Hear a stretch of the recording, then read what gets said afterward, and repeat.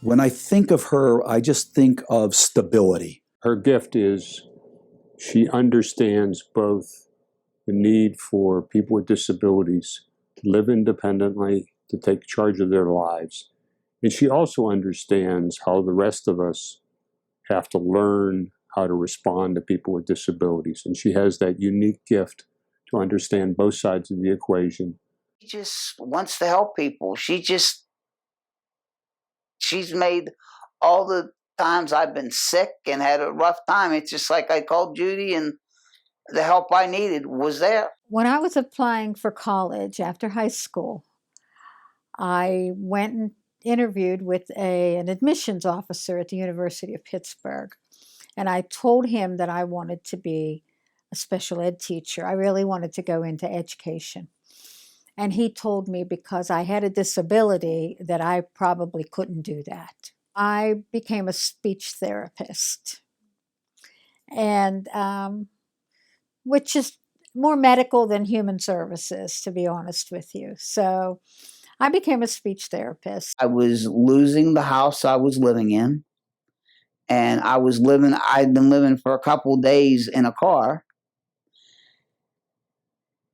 And that's when I did the calling, and I called her. Well, through other things, Catholic Charities or something, they put me up in a motel until she was able to find me a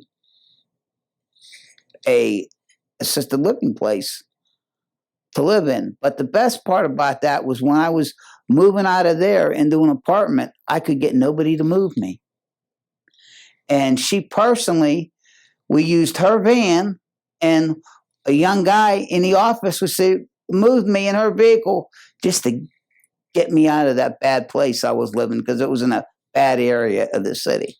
She's a community hero to me because more than anybody I ever worked with in the disability movement, and like everybody else, when I first started, I really didn't have any awareness. I didn't have any understanding of the issues.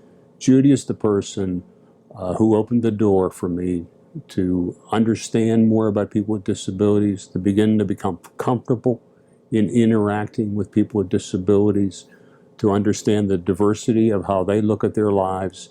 And I think she's done that for many, many people. And so probably the most important thing that she's done in her career is to create situations with people with disabilities and people without can interact and have a very healthy relationship. Well, she inspires me that I know if she did that for me, I'm sure everybody else that needs help, she goes to that exact same level in trying to help everybody she deals with. What I find most rewarding is when I can actually help a person, when I can actually work with a consumer or anybody who needs help.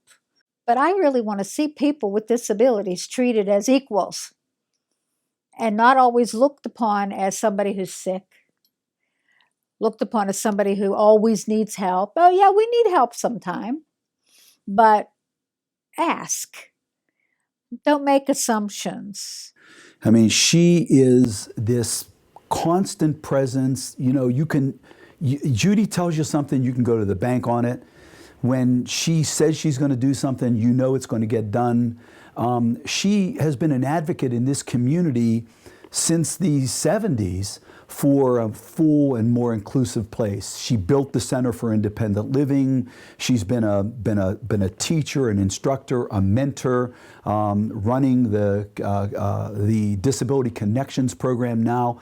She is just as steady as a rock, and that's the kind of comprehensiveness that we have in this community that makes this community so great, is that people like Judy Baricella, who have been practicing here for so many years, you know you can count on her, you know you can go to her, you know when she tells you something, it's going to happen. Judy, you've had a great career. You got another 30 or 40 years to work, because there's lots more to do. So congratulations, Judy Baricella. Congratulations. Any accolades that come your way, you certainly deserve them.